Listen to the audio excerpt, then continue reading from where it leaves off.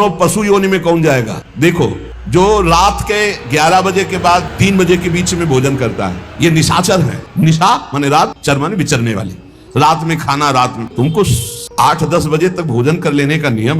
11 आखिरी है, 11 के बाद भोजन में बिल्कुल नहीं होना चाहिए। ये रात नहीं है ऐसे कि तुम्हारा जब मना है तब भोजन। 11 से लेकर 3 बजे के बीच में बिल्कुल नहीं। शांति से भजन करो, सो जाओ, उपद्रव मत करो। सीटियां बज रही हैं 12 बजे, चलो होटल में चलते 12 बजे खाने, ऐसे लोग जाते हैं। पशु योनि निश्चित। अपवित्र भोजन, दुर्गंध युक्त भोजन, अभक्ष भोजन, इनको पाने में जो आनंद मानता, रात के 11 से 3 के बीच में भोजन, जो रात में आहार ऐसा करता है उसको पशु योनि मिलती है। जो दूसरों का धन चोरी करता है, जो विद्वान बन करके दूसरों की वंचना करके धन को लूटता है, जो अपने कर्तव्य कार्यों से अनभिज्ञ होकर मनमानी आचरण करता है, जो समयोचित सदाचार का ज्ञान नहीं रखता, वो मूर्ख पशु योनियों को प्राप्त होता है। जो हिंसक स्वभाव का है, जो अपने परिवार वालों को पीटता है, गाली गलौज, थोड़ी सी संपत्ति के लिए मारपीट, ऐसी लड़ाई झगड़ा, कलहप्रिय, कायर, कुत्ते की योनि को प्राप्त होता है। लिखा हुआ है वो कुत्ते की योनि को प्राप्त होता है। जो थोड़े से हिस्सा के लिए भाई बंधुओं को मारपीट, कलह, लड़ाई झगड़ा, इस तरह का व्यवहार, हिंसक स्वभाव, क्रूर स्वभाव, इनको कुत्ते की योनि प्राप्त होती है। जो चंचल स्वभाव, देखो कुछ न कुछ करते जा, बैठे तो पैर हिला रहे, वो मतलब शांत नहीं रह सकते, उनके शरीर में वाइब्रेट होता रहता है। वाइब्रेट जैसे मोबाइल नहीं झनझनाता रहे, वो झनझनाते रहे। सुन ले भाई क्या बनोगे। और जो दूसरे के भोजन के लिए लालायित रहता है, कहां से निमंत्रण आ जाए, कैसे हो जाए, क्या व्यवस्था बन जाए, सुनो। और जब चलता है ना तो बेढंगे ढंग से चलता है, बेढंगे ढंग। और दूसरों की वस्तु देकर लुभायमान होकर छीनने का स्वभाव करता है, उसका अगला जन्म बंदर का मिलेगा। जो वाणी से सदैव कटु बोलता है, कुटुंबियों से द्वेष करता है, लोगों की चुगली खाता है, उसे अगला जन्म सर्प योनि का मिलेगा। कुटुंबियों से द्वेष करता है, दूसरे की चुगली खाता है, उद्वेगजनक वचन, उद्वेग माने भारी क्लेश पहुंचाने वचन, दूसरे की निंदा करना, चुगली करना, तो विषधारी सर्प बनता है। जो शरीर से बलवान दीन जनों के ऊपर आक्रमण करके खूब पिटाई मार करना, माता पिता को मारना, ऐसे गरीब जनों को, दीन जनों को मारना, निर्लज और मांस भक्षण करने वाला, उसको अगले जन्म में क्रूर मांस भक्षी, जैसे हाइना, सिंह, सियार, ऐसी योनियों को दिया जाता है। क्रूर हिंसक पशु सिंह जैसे है, जैसे लकड़बग्घा है ना, लकड़बग्घा है, भेड़िया है, ऐसे जो मांस भक्षण करने वाले हैं, जिनकी आवाज दूसरों को सदैव दुख ही देती है। बोलने का मतलब है दुख ही देना। जो दूसरे को, अब जैसे जा रहे हैं, जंजीर खींचा, वैसे ऐसे वो गिर गए, उनके अंग भंग हो रहे हैं, वो समझ रहे 30-40 हजार की सोने की चैन खींच ली तो हम ब्रह्मा बन जाएंगे। देखो उनको क्या बनना पड़ेगा। जो दूसरों को भय प्रदान करते हैं, दूसरों की संपत्ति छीन लेते हैं, ऐसे लोग अजगर योनि को प्राप्त होते। भूखे मरो जब कभी अवसर मिल जाए तब। ऐसे ये जो दूरदृष्टि न रख के वर्तमान दृष्टि रख करके केवल भोग के लिए दूसरे के दुख का कारण बनते हैं, केवल उनके चिंतन यही चलता रहे, कहां से क्या खा लूं, कहां से क्या उठा लूं, कहां से क्या, बोले हाथी की योनि को प्राप्त होते हैं, वो पशु हाथी योनि को।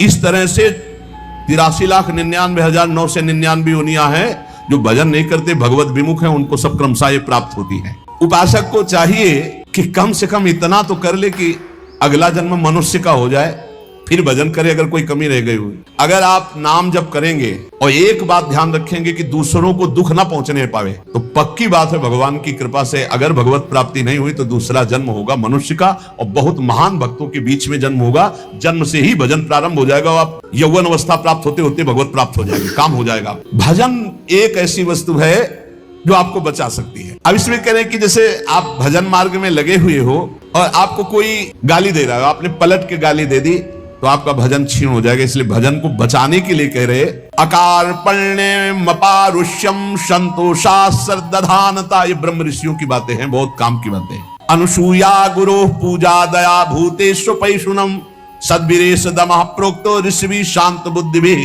अकार पण्य माने उदारता। भजन किससे बचेगा? उदार बुद्धि। स्वभाव कह रहे हैं कोमल, कोमल स्वभाव से भजन बचेगा। संतोष वृत्ति से भजन बचेगा। गुरु इष्ट पर श्रद्धा वृत्ति से भजन बचेगा। दोष दृष्टि किसी पर ना हो, इसका अभाव हो, इस तो भजन बचेगा। गुरु शुश्रूषा सेवा से भजन बढ़ेगा। प्राणियों पर दया तो भजन बढ़ेगा। किसी की भी चुगली ना करना, संत और ऋषि मुनियों का संग करना, इससे भजन बढ़ता है, पचता है। भजन किससे नष्ट होता है? तो कह रहे हैं जब अवमाने न कुप्येत सम्माने न प्रहस्यति सम दुखो सुखो धीरा प्रशांति इति कीर्त्यते। जब तुम्हारा अपमान हो और तुम उसका बदले में अपमान कर दो तो तुम्हारा भजन क्षीण हो जाएगा। और यदि अवमाने न कुप्येत, अगर तुम्हारा अपमान हो रहा तुमने क्रोध नहीं किया, तुम्हारा सम्मान हुआ तुमने सम्मान स्वीकार नहीं किया, बचना भाई, इससे बचना, ये अगला जन्म नहीं होने देंगे। अगर ऐसा उदारता, कोमल स्वभाव, संतोष, श्रद्धा, दोष दृष्टि का अभाव, गुरु सेवा, प्राणियों पर दया, चुगली ना करना, निश्चित निश्चित अगला जन्म नहीं होगा। आप अपने भजन को बचाएं। जब कोई आपका अपमान कर रहा हो तो आप उसके बदले में उसका अपमान ना करें। यदि आपको क्रोध आ गया अपमान करने पर तो आपका भजन का फल क्षीण हो जाएगा। यदि सम्मान हुआ, आप आनंदित हो गए कि हमारा बड़ा सम्मान हो, तो आपका भजन क्षीण हो जाएगा। इसीलिए श्रीपाद भी कह रहे हैं, सम्मानम कलयाति घोर गर्लम नीचापमानम सुधा, श्री राधा मुरली धरो भज सके वृंदावन मात्यज। जब कोई सम्मान करे तो उसे भारी विष के समान समझो। सम्मानम कलयाति घोर गर्लम, जैसे बढ़िया खीर मिल रही हो, कान में कोई आके कह दे विष पड़ा है तो आप नहीं खाओगे। ऐसे ये सम्मान, प्रणाम, नमस्कार, वाहवाही ये तुम्हारे भजन के नाश करने के लिए है, ये विष है, इसे मत पीना, स्वीकार मत करो। विश्व नमन करे करने दो, तुम स्वीकार मत करो, तुम हर्षित मत हो। और जब अपमान हो तो उसका अपमान करने वाले का कभी अपमान न करना। धीर पुरुष, प्रशांत पुरुष अपने भजन को ऐसे बचा ले जाता है। जैसे कोई अपमान कर रहा है, बहुत बड़ा अमृत है, सच्ची मानिए। जिसका अपमान हो रहा है वो साधु पुरुष जब अपमान सह जाता है तो उसका भजन बढ़ता है, वो सुख से भगवान में शयन करता है। और जब अपमान हुआ और अपमान दूसरे का कर देता है तो उसका भजन क्षीण हो जाता है, अशांत होकर के फिर जगत में शयन करता है। अपमान करने वाला जब कोई सामने से अपमान सह जाता है तो उसका सहन करना उसके नाश का कारण बन जाता है। अपमान करने वाले का निश्चित नाश हो जाता है जब उस सामने वाला बोले न, केवल चुप रहे। ये बड़ी बात है, पर बहुत कठिन है।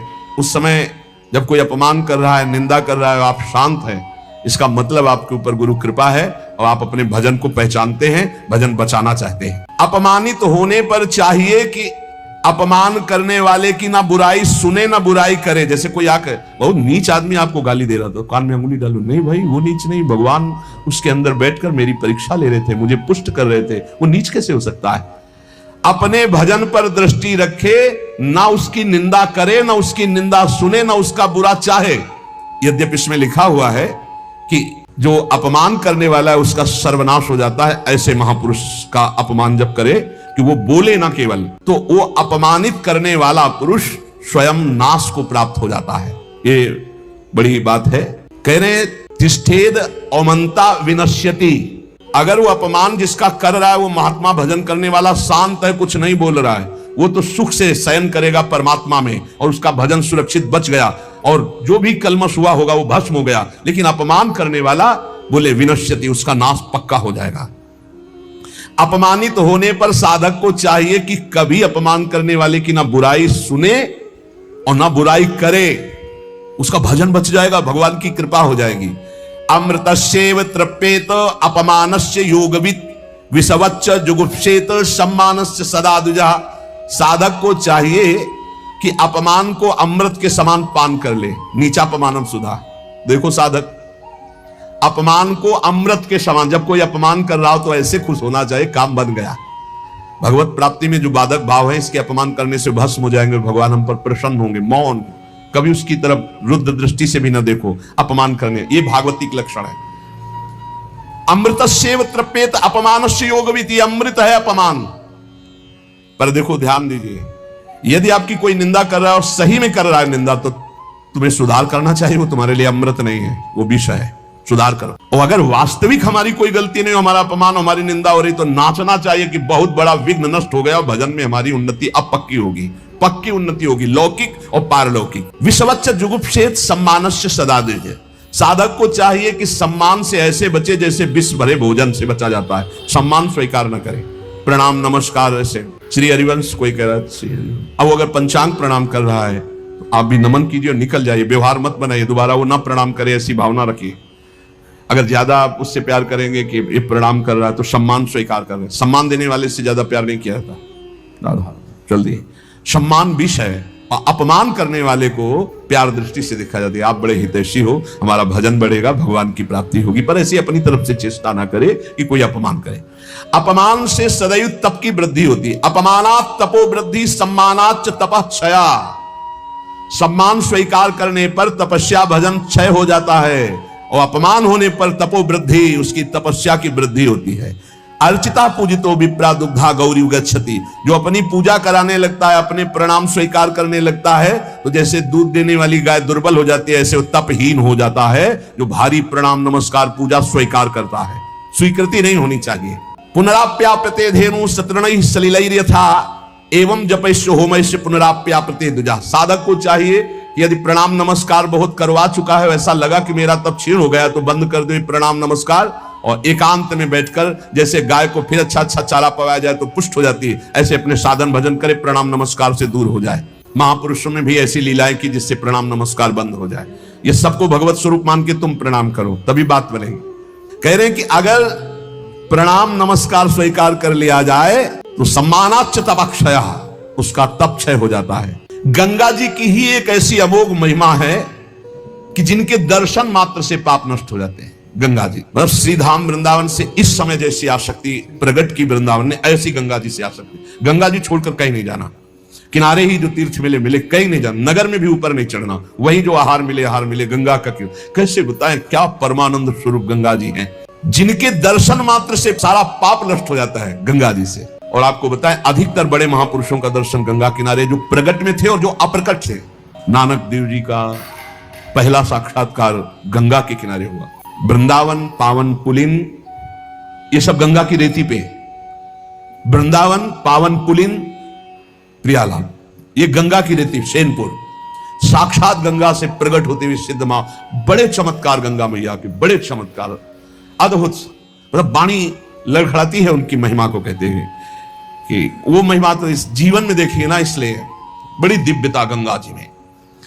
गंगा जी के नाम का स्मरण मात्र करने से पाप थर्रा जाते हैं। जो गंगा जी की डुबकी लगाता है वो महापापी भी पावन हो जाता है। विश्वास हो जाए, विश्वास हो जाए। गंगा जी में स्नान करके, आचमन करके, गंगा में ही जब पितरों का तर्पण किया जाता है तो पितरों को बहुत तृप्ति होती है और पितर मुक्त होने लगते हैं। जैसे अग्नि के संसर्ग से रुई भस्म हो जाती है, ऐसे ही गंगा जी के स्पर्श से शारीरिक, मानसिक, वाचिक तीनों प्रकार के पाप भस्म हो जाते हैं।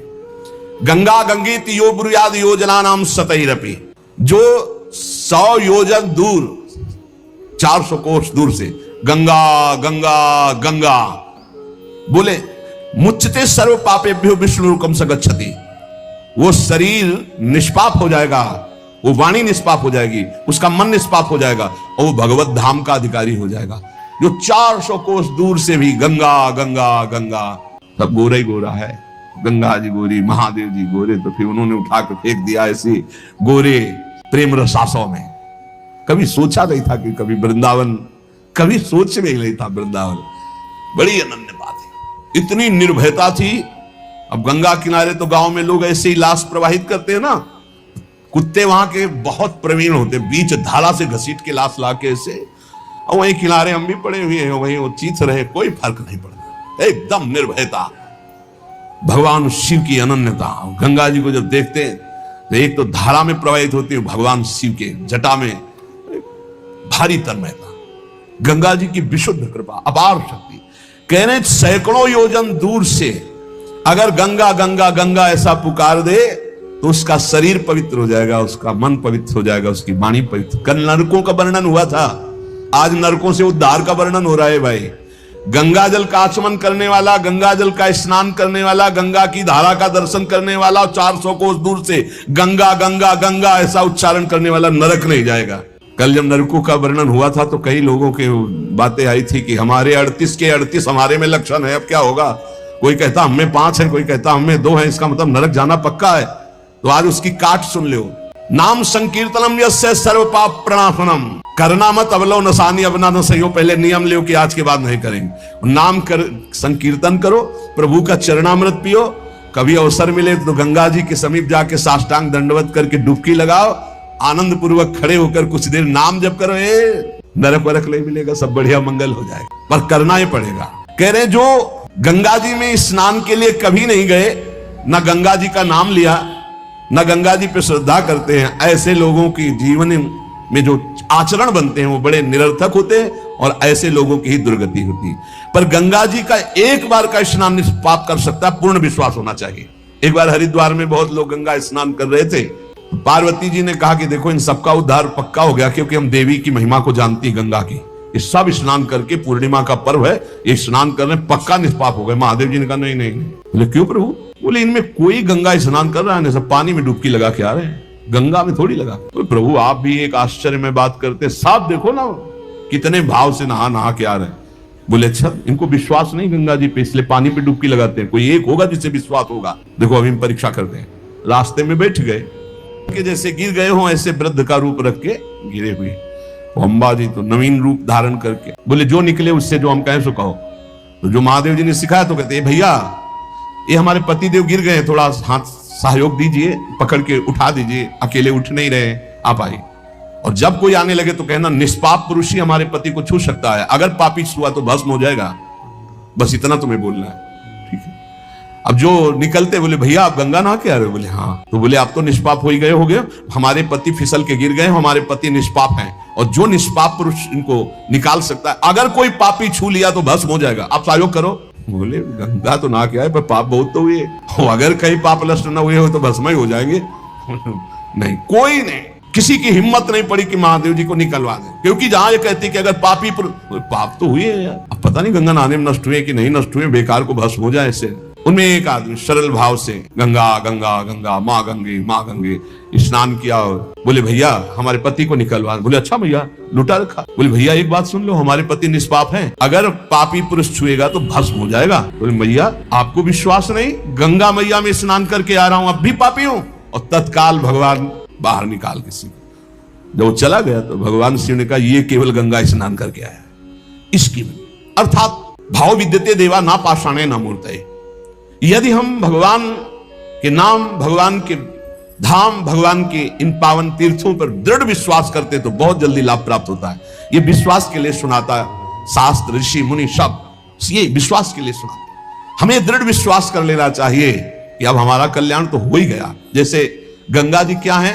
भगवान श्री कृष्ण का चरणामृत है। गांगम वारी मनोहारी मुरारी चरणच्युतम त्रिपुरार शिरश्चार, जिसे भगवान शिव मस्तक पर धारण किए। अपने लोग रोज चरणामृत पीते हैं, किनका? प्रिया प्रीतम का। अब और गंगा की जरूरत पड़ेगी? जहां से गंगा प्रकट हुई उनके सर्वांग स्नान का जल यमुना जी, जब यमुना जी गंगा जी से मिली तो गंगा जी ऐसे होकर प्रणाम मुद्रा में मिली यमुना जी से। यमुना जी ने कहा तुम्हारा हो भाग्य कि तुम जगत पावन करने वाली गंगा हो। तो उनका तुम्हारे सामने मेरी कोई सामर्थ्य नहीं, क्योंकि तुम में प्रभु पूर्ण अवगाहन करते, हम तो प्रभु की चरण धोवन मात्र हैं, आपके ऊपर तो पूर्ण प्रभु की कृपा है। ब्रजेंद्र सोनु राधिका हृदय प्रपूर्य मारे हो।